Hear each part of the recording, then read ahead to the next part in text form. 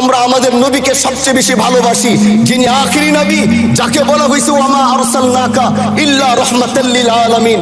আমরা বারবার দেখছি কিছুদিন পর পর কারা যেন কিভাবে এসে আল্লাহ নবীর শানে কটূক্তি করে, নবীকে নিয়ে অশ্লীল ভাষায় গালিগালাজ করে। এই দেশের মানুষ নামাজ না পড়লেও যদি কেউ নবীকে কটূক্তি করে তার কলিজা ছিঁড়ে যায়, সে রাজপথে নেমে যায়।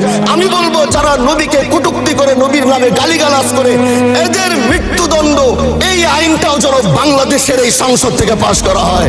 মাননীয় স্পিকার, এলাকায় বলেছিলাম যে আমরা ন্যায়ের পক্ষে কথা বলবো, ইনসাফের পক্ষে কথা বলবো। তখন অনেকে হাত ধরে বলেছিল, হামজালা ভাই জাতীয় সংসদে যখন যাবেন একটু বললেন হাদি হত্যার বিচারটা যেন হয়। ন্যায়ের পক্ষে কথা বলেছিল, ইনসাফের আওয়াজ দিয়েছিল। আমাদের মতোই যুবক মাননীয় স্পিকার, তিনি এই যে স্বপ্ন বলেছিল এক সুন্দর বাংলাদেশ করবার, রাস্তার ভিতরে সেই স্বপ্ন থামিয়ে দেওয়া হয়েছে।